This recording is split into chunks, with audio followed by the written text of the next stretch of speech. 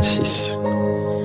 Si un royaume est divisé contre lui-même, ce royaume ne peut subsister. Et si une maison est divisée contre elle-même, cette maison ne peut subsister. Si donc Satan se révolte contre lui-même, il est divisé, il ne peut subsister, mais ça n'est fait de lui. Quel verset terrible! Quel principe profond! Aujourd'hui, je vais vous parler de l'unité dans le corps du Christ. Jésus-Christ est en train de donner un principe fondamental. Il dit toute institution, toute organisation qui est divisée s'affaiblit. Toute maison où il y a la division, c'est une maison qui ne peut rien faire. D'ailleurs, c'est un principe que les diables utilisent parce qu'on dit souvent diviser pour bien régner. Et aujourd'hui, c'est vraiment regrettable. Il y a la division parmi les hommes de Dieu. Il y a la division parmi les serviteurs de Dieu. Il y a la division dans le corps du Christ. Voilà pourquoi on est devenu si faible. Jésus-Christ a dit on ne peut pas subsister. On ne peut pas faire face, on ne peut rien faire à cause de la division. Il y a une arme que les diables utilisent, c'est l'arme préférée. Pour dissoudre, pour vaincre toute organisation, c'est la division. Et Jésus-Christ a dit quand un royaume est divisé, ce royaume est appelé à disparaître. Parce qu'il a dit si Satan se révolte contre lui-même, ça en est fait de lui. Or, Satan n'est pas divisé. Dans ces versets, Jésus-Christ lui-même reconnaît que le monde des ténèbres est très uni.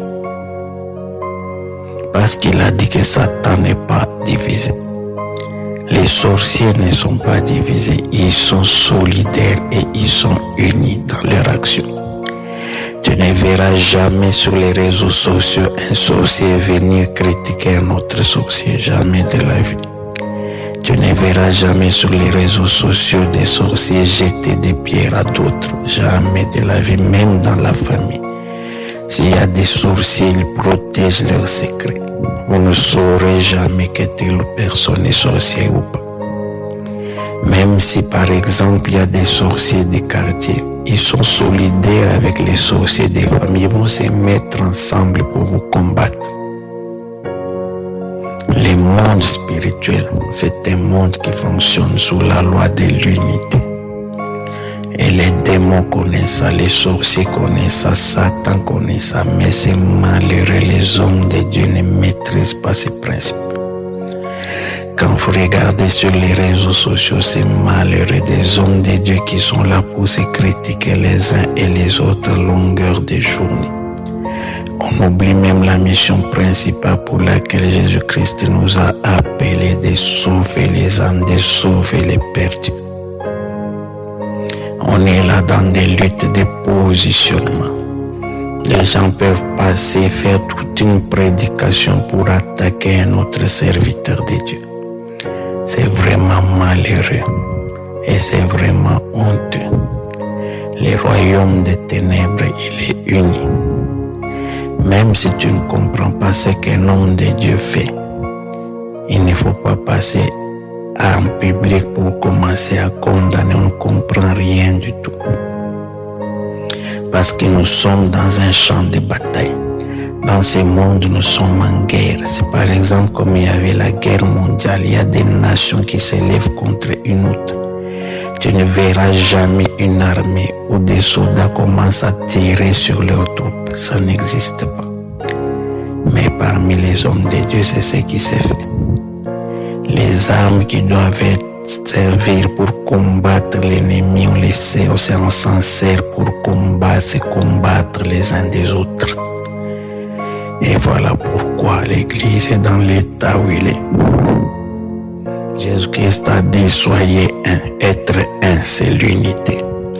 Soyez un. Il a dit, c'est de cette manière qu'on connaîtra que vous êtes mes disciples. Ce qui fera qu'on reconnaisse qu'on est des serviteurs de Dieu, c'est l'unité parmi nous. Mais aujourd'hui, on ne comprend rien du tout. Il suffit qu'un homme de Dieu fasse un scandale, qui se retrouve dans une épreuve. Ceux qui vont les critiquer le plus, ce sont les serviteurs de Dieu. Parce qu'on ne comprend pas qu'on est dans un champ de bataille. Lorsqu'on est en guerre et que l'un des militaires est blessé, qu'est-ce qui se passe? Tous les autres militaires se mettent autour de lui. On va tout faire pour le faire sortir du champ de bataille, pour l'amener, pour le soigner, pour l'amener à l'hôpital, pour soigner les blessures. Souvent dans l'armée, il y a des médecins de guerre. Ils sont là pour soigner ceux qui tombent. Mais parmi les hommes de Dieu, il suffit qu'un homme de Dieu connaisse une épreuve, il tombe. Ce sont les autres hommes de Dieu qui vont s'acharner pour lui, pour l'achever. Chaque fois qu'il y a un problème parmi un serviteur de Dieu, c'est une honte pour toute l'Église. On devrait au contraire entrer en prière. On devrait au contraire prier pour lui. Chaque fois qu'il y a un scandale, il faut se dire que c'est Satan qui a attaqué l'un de nos membres. On devrait en ce moment les soutenir en prière, les fortifier. Mais qu'est-ce qu'on remarque? Ce sont les hommes de Dieu qui sont là à longueur des journées, en train de se combattre les uns les autres. Et Satan nous dépasse et les sorciers nous dépassent parce qu'eux, ils sont complètement unis. C'est une armée unique qui a une vision unique. L'unité doit revenir parmi les hommes de Dieu. Le problème, ça dépend. Dans quoi est-ce qu'on met de l'importance? Si on regarde ses intérêts personnels, il y aura des conflits de division. Mais si on regarde l'intérêt commun, l'intérêt prioritaire qui est de sauver des perdus, qui est d'amener des âmes à Jésus-Christ, qui est d'empêcher que les gens aillent à l'enfer, vous allez voir qu'on n'aura plus le temps d'avoir des querelles les uns des autres. Quand vous regardez dans la Bible, une fois l'apôtre Paul a résisté à Pierre en public directement parce qu'il y avait une divergence. Mais ce que vous devrez connaître, c'est que Pierre avait vécu avec Jésus. Il a eu le temps de se perfectionner progressivement, de passer par des erreurs, des difficultés. Vous savez, il avait même renié le Seigneur pour devenir parfait. Mais l'apôtre Paul est venu après le passer aussi par ce processus. Au début, c'était un homme violent qui aimait les querelles, ainsi de suite. On l'a vu quand il a commencé. Dans cet état, même si Pierre avait commis une erreur, Paul aurait dû l'appeler à côté et lui expliquer. Mais ce qui m'impressionne, c'est la réaction de Pierre. Il ne dit nulle part que Pierre a réagi au comportement de Paul, nulle part. C'est parce que Pierre avait déjà compris qu'il faut maintenir coûte que coûte l'unité. Mais Pierre lui-même, quand même Paul a commencé à enseigner, il ne comprenait pas très bien les choses que Paul enseignait. Il a dit, des fois on ne comprend pas les mystères que Dieu a donnés à notre frère Paul, mais il a une grâce spéciale. Des fois, il arrive, tu ne comprends pas la grâce qui est sur un autre serviteur de Dieu, tu te mets à critiquer. Si tu ne comprends pas, prie. Jésus-Christ avait donné un exemple, il avait donné un enseignement à ses disciples. Ils sont venus lui dire, nous voyons quelqu'un qui chasse les démons, qui enseigne à ton nom, mais qui ne nous suit pas. Il faut qu'on l'empêche de faire ce travail. Jésus-Christ a dit, ne l'empêchez pas. C'est lui qui n'est pas contre nous et avec nous. Si un serviteur de Dieu enseigne des principes, des choses que toi tu ne comprends pas, mais du moment qu'il n'est pas contre nous, c'est qu'il est avec nous, même si on ne comprend pas, du moment que ce qu'il fait permet de sauver des gens, du moment que ce qu'il fait permet de gagner des âmes à Jésus-Christ, du moment que ce qu'il fait permet de manifester la bonté et l'amour de Jésus-Christ, où est le problème? Même si je ne comprends pas la grâce que Dieu a donnée, d'ailleurs on ne comprendra pas toutes les grâces. Voilà pourquoi tu as vu tous les mouvements, même les mouvements pentecôtistes. Quand il est arrivé, les gens l'ont rejeté. parce qu'ils n'ont pas compris que Dieu il est multidimensionnel. On ne connaît pas tout. Il peut nous surprendre avec une grâce nouvelle, avec des manifestations nouvelles qu'on ne connaissait pas. Mais si on comprend ces principes, c'est lui qui n'est pas contre nous, est avec nous. Même si un homme de Dieu enseigne des choses, il fait des choses qu'on ne comprend pas, regardez la finalité. C'est ça la réponse que Dieu avait donnée à Jean-Baptiste quand il envoyait des gens pour lui demander s'il était le Messie. Il n'a pas dit oui, je suis le Messie. Il a dit allez dire aux gens ce que vous voyez. Les aveugles voient, les paralytiques marchent, les muets parlent, les sourds entendent. Il était en train de dire pour Dieu ce qui compte, ce n'est pas le processus, c'est les résultats. Même si tel frère, il a une grâce que je ne comprends pas, mais regarde la finalité. Si cette grâce permet de sauver des vies, où est mon problème? Il faut plutôt les soutenir, l'accompagner pour que son ministère aille de l'avant. Aujourd'hui, combien de conflits il y a dans l'église? Combien de gens se positionnent pour étouffer les dons des uns et des autres? On ne comprend pas. Parce que telle personne avec telle grâce va devenir célèbre. Où est le problème si cela permet d'être utile à Jésus? Regardez cet homme de Dieu, Jean-Baptiste, il a dit que moi je diminue, que lui il s'accroisse. Si la grâce que toi mon frère tu as eue, c'est celle-là qui est utile, on doit tous te soutenir pour que ça sauve le maximum de gens, pour que ça donne la progression dans le royaume. Mais aujourd'hui, les serviteurs de Dieu brillent par la division. Ils ne comprennent rien du tout du principe d'unité qui est en train de régir le monde spirituel. Vous ne verrez nulle part qu'il y a des anges qui sont en conflit, jamais de la vie. Vous n'allez trouver aucun verset où on dit Gabriel est en train de critiquer Michael, jamais de la vie. Ils sont un.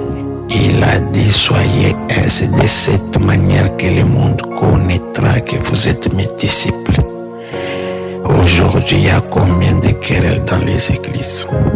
Il y a combien de luttes parmi les serviteurs de Dieu? Il y a des hommes de Dieu qui envoient même des gens pour aller tuer d'autres. Il y a des gens qui s'empoisonnent dans les églises. Comment voulez-vous qu'on devienne puissant? La loi de l'unité, on ne la comprend pas. À longueur de journée sur les réseaux sociaux, des hommes de Dieu qui se critiquent, qui s'insultent. Où est-ce que nous sommes arrivés?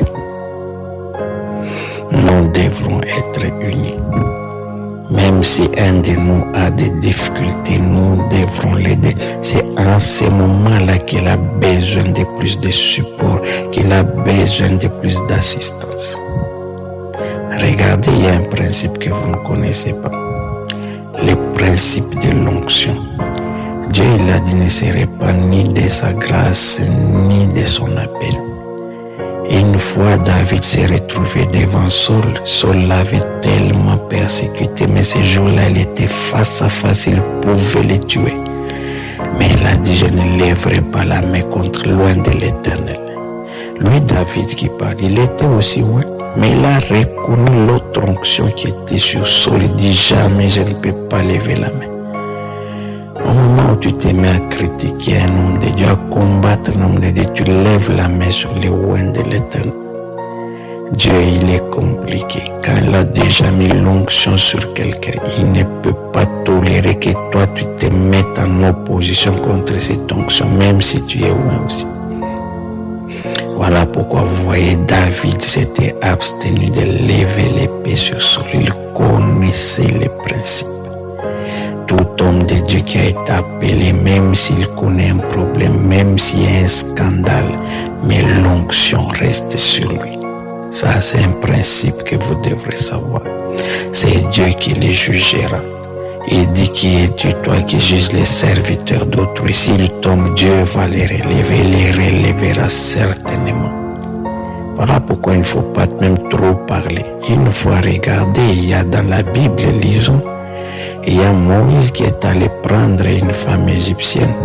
Sa sœur Myriam et son frère Aaron commencent à parler. Dieu a frappé Myriam, il a eu la lèpre parce qu'elle s'est élevée contre l'onction. Dieu est compliqué. Si Moïse a commis l'erreur, Dieu lui-même sait comment il va les redresser. Et c'est ça qu'on doit faire. Nous devons prier. Quand on se met à trop parler sur des choses qu'on a vues, tel homme de Dieu est tombé, c'est toi qui partages même les vidéos. Attention, Dieu est compliqué. Tu peux te retrouver dans des blocages parce qu'on ne lève pas la main sur une onction. Même si tu ne comprends pas, c'est Dieu qui appelle des gens, tu ne sais pas quelle alliance Dieu a eu avec les gens, quelle mission il leur a donnée. Voilà pourquoi nous, en tant qu'hommes de Dieu, on doit tout faire pour nous soutenir, surtout pendant les moments de difficulté. L'unité a disparu dans l'Église. Nous devrons la restaurer. Voilà pourquoi je demande au Seigneur de restaurer l'unité parmi les serviteurs de Dieu, de restaurer l'unité. Tous ces esprits de division qui se sont élevés, je les maudis, je les chasse au nom de Jésus-Christ. Les querelles, les jalousies, les luttes dans l'Église sont en train d'être anéanties. Que les gens deviennent spirituels, que la puissance de Dieu vienne apporter l'unité, que nous devenons un au nom de Jésus. Amen.